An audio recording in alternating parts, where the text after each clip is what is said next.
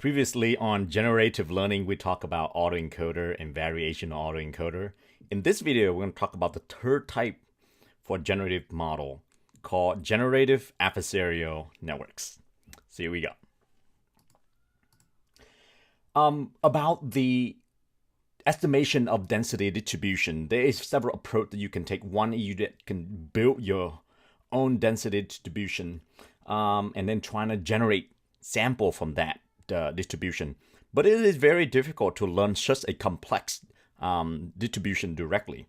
So the solution is, instead of attempting to model the density distribution, we're going to just generate the new instances by sampling from something simple, like a noise distribution, and then learn a transformation to that desired distribution. Right? So we have some noise distribution here. We're going to have a generative network called G, and then we're going to generate so-called fake examples from using this generative distribution. And that's the gist of generative adversarial networks, or GANs. And the GANs are the way to make generative model by having two neural networks compete with each other at adversaries. So before we see the generative networks, we're going to try to turn noise into the imitation of the data, or fakes data. We also have real data from the training data set.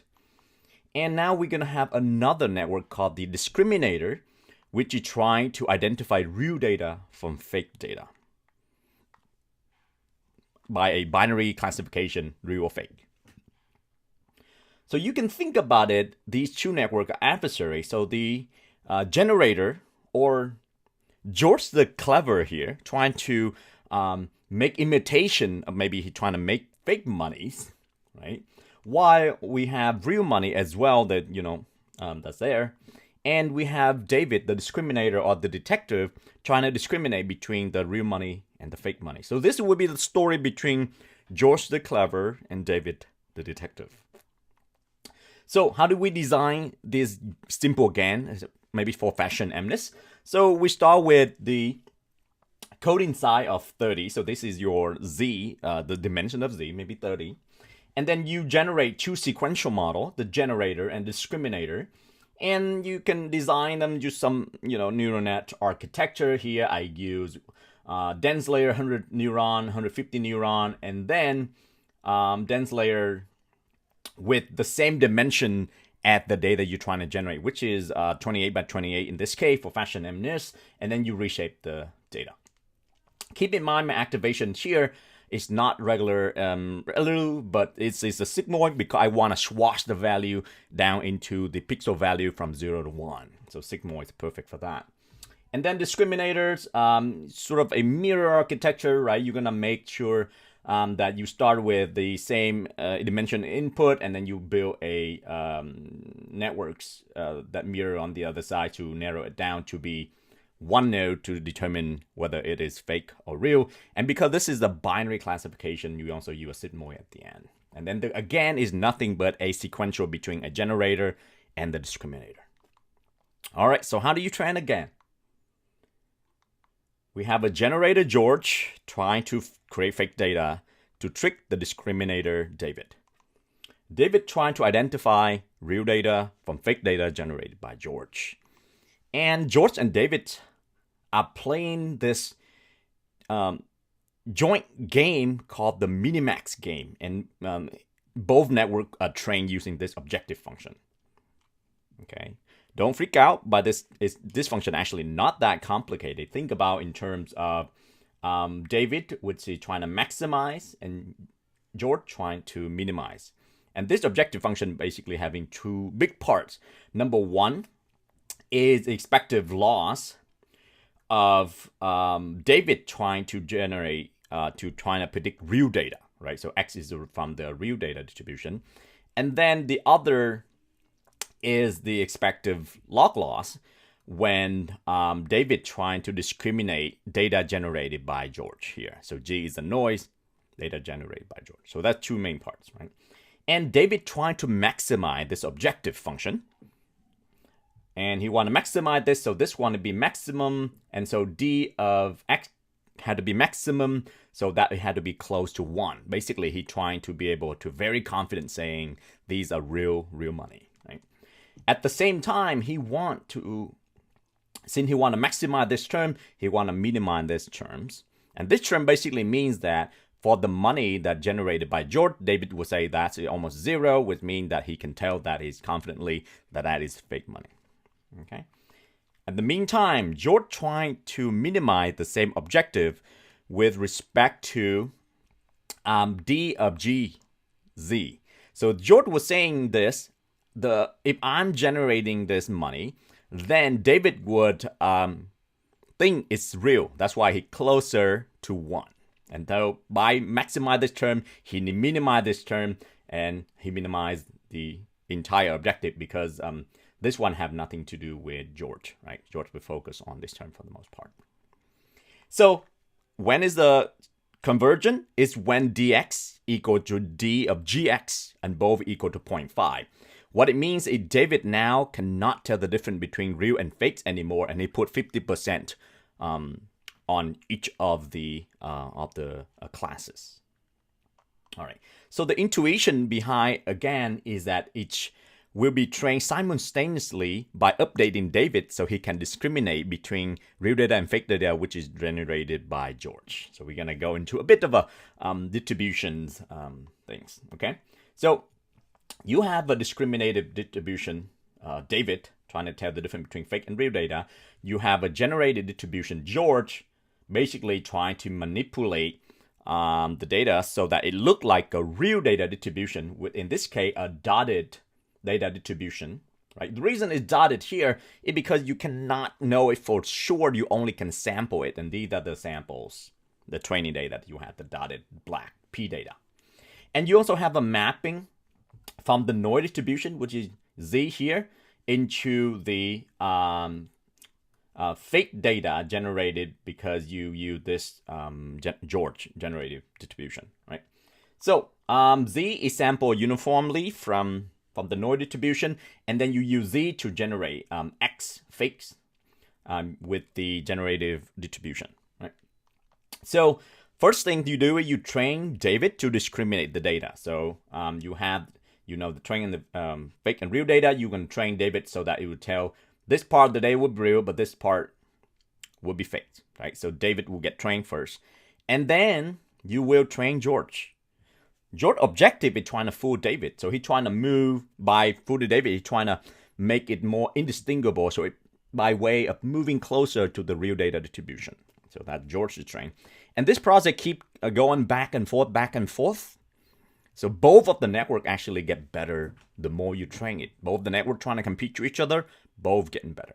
And eventually the convergence would be when David cannot tell the difference anymore. So what in this case, David become a uniform. So it doesn't matter what the data is. David would say, I have no idea. It looks just like the real distribution. And that's when George has succeeded.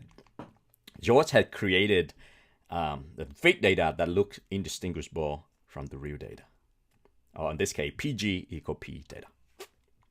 All right, so how do you implement this in Python, Keras? Right. All right, so I'm gonna go over this quickly. You certainly can look at the code to know the more details. But you start with, the bat side 32, so you're gonna use 32 sample at the time, and then you use the dataset class to attract the dataset from X string, shuffle it, and free fetch. And then the discriminator, you're gonna use binary cross entropy for the loss function, because this is binary loss, and RMAT prop for optimizer.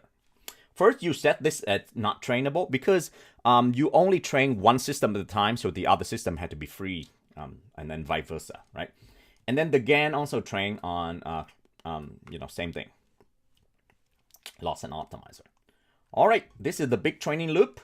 You run it in epoch, so they set default 50 epoch. You can run more or into. The conversion actually very hard to reach, so typically you have to set it at some number for it to run before it say stop. So for each bat in the data set, what you do is you start with a random noise, and then you generate the image from the noise using the network generator network George, and then you combine that with the real data from the training X bat, and you combine it with the fake data And then you generate the label for both of the fake and real, right? So the label is 0 for fake and 1 for real. And then now you're going to train the discriminator. So you set it trainable to true. And then you train the discriminator to differentiate, real data from fake data given the label that you just have right here. And then the second phase, you're going to train George, the generator. So you start with noise. You build the label. And the label here, you want it to be all of 1 because you want it to be as close as possible to the real label. And then you set the discriminator to false again, so focus the training on the generator only. And that pretty much how you train again. Okay, and that after you training, you can generate new images, these fake images with the generator George. And George, you can create data I've never seen before. And if trained effectively, George actually can generate data that are indistinguishable to real data. So both David and us humans are confused. Okay, well, originally, when you implement using the code that I just showed you, after one training epoch, this is the image you get from the fashion MNIST, right? And it kind of recognizable for clothing, but this is not ideal yet. And turns out that training a GAN is very challenging. So the difficult of training a GAN. During training, both George and David constantly trying to outsmart each other. And this is a zero-sum game, so they cannot both win. At training advances, the game might end up, ideally, in the state where game theorists call a Nash equilibrium, named after the mathematician John Nash. Russell Crowe in Beautiful Mind, right? So in this state, either George or David would be able to better off changing his strategy, assuming the other player do not change his, right? But it's not that simple. Then nothing guarantee that Nash equilibrium ever be reached. So instead, what happened is what called mode collapse. So mode collapse happened when George output gradually become less diverse. For example, if George very successfully fooled David with images of shoes. So what happened, and this is going to encourage him to produce even more images of shoes and then forget to produce anything else. So that becomes just shoes image and not. So it's not very useful, but if you just generate one type of image here. The other part is about the hyperparameters, because both George and David are constantly compete. Their parameter may end up oscillating against each other and they never become stable. So what happened, GAN is very sensitive to hyperparameter setting. And so people spend a lot of effort to tune to the right place for the converge. And another strategy that's spun from this is called experience replays, and a strategy to store the images produced by George at each generation into a buffer, a replay buffer. So when you train David, you're going to use this image instead of the image produced by the current state of George. And the reason for this so that it prevents the network from oscillating. And even though there are a lot of research going to this, the dynamic between George and David still are not perfectly understood. So some result from the original GAN paper by Ian Goodfellow, who also the author of our textbook, Deep Learning. These are the image the network generated, and these are the closest training example. Right, so you can see the really good resemblance of a phase here, even though it's very noisy, very low resolution. He showed it on other dataset like the MNIST and the CFAR10. The CFAR10 is recognized 10 object from the original institution for research from the Canadian Institute.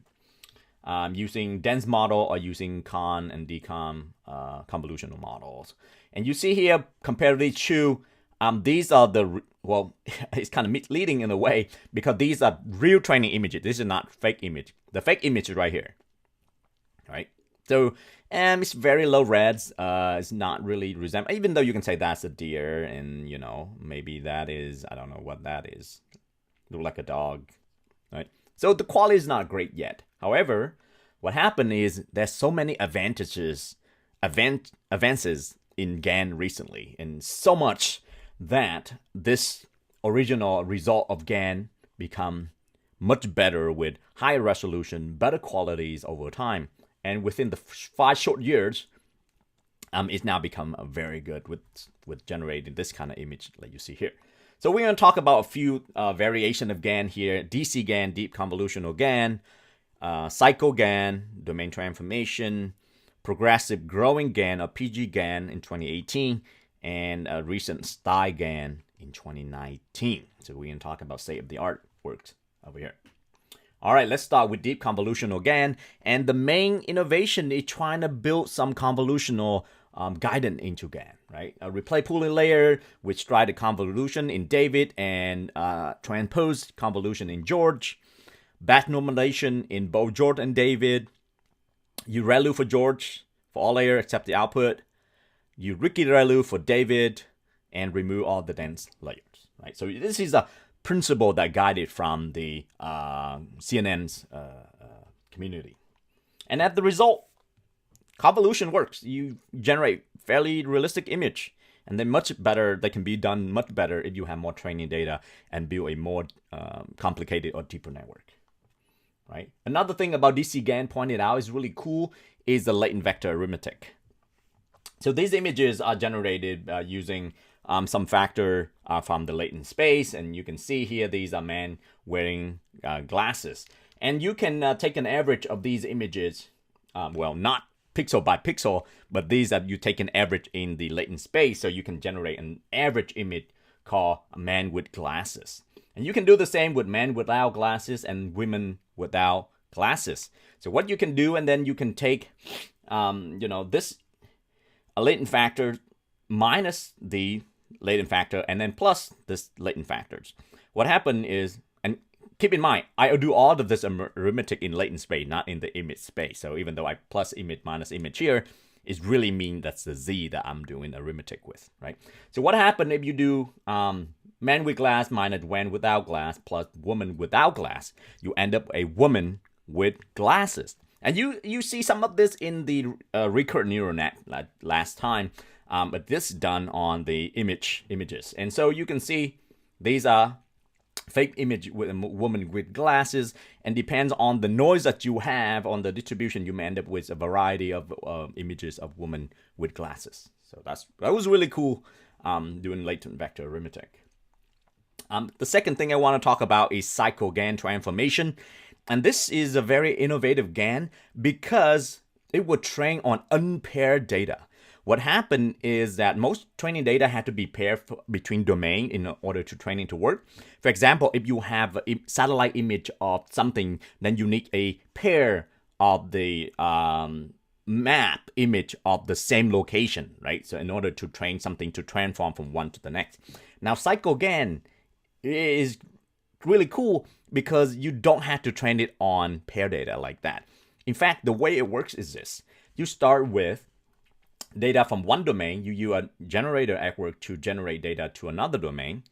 Then guess what they're going to do next? Those data going to use another generator to generate the second time generated image back to the original domain. And what they can do, they can compare the generative data X prime here with the data X to train the network.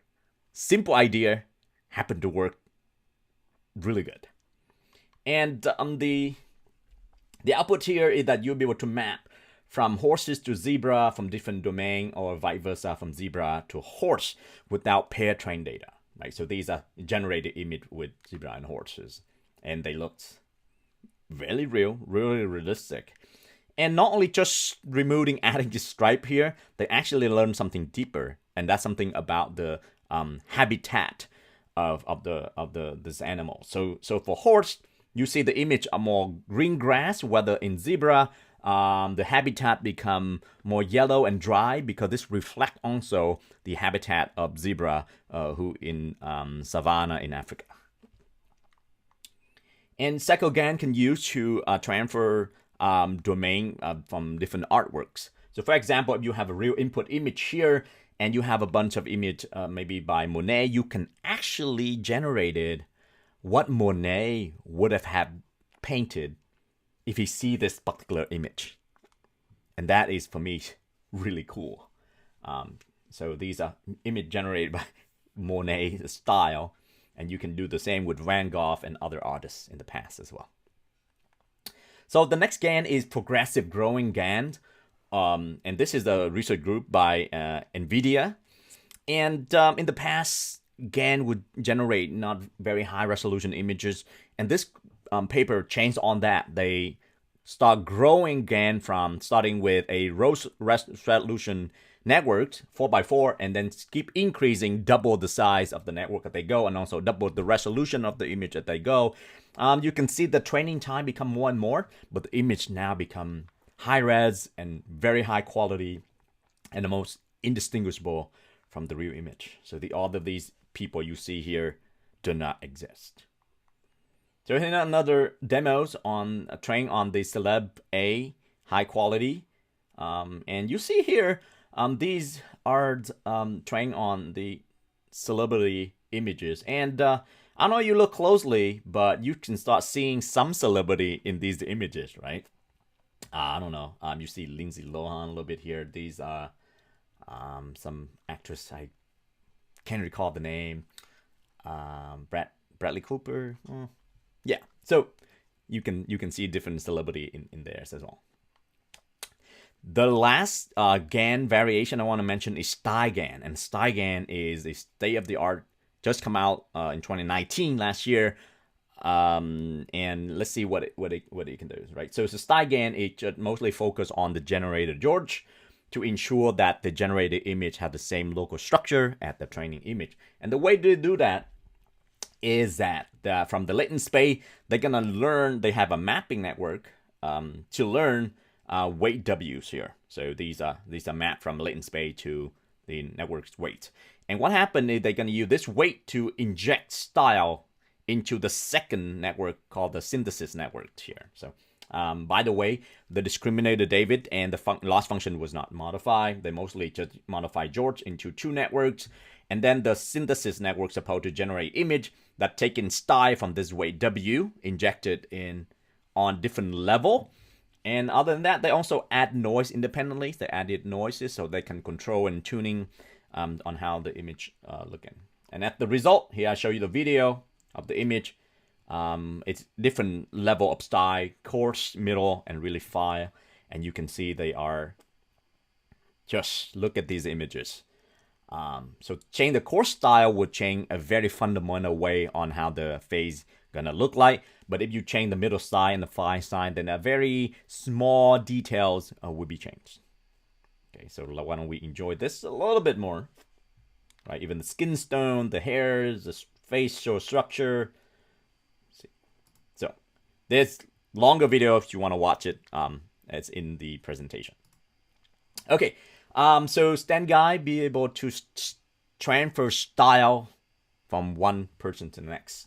So these are the sort image of some person. These are the destination or the style that you want, and each person here depends on what style you want. It's gonna be able to generate these images. And let me point out, it can actually generate something really cool.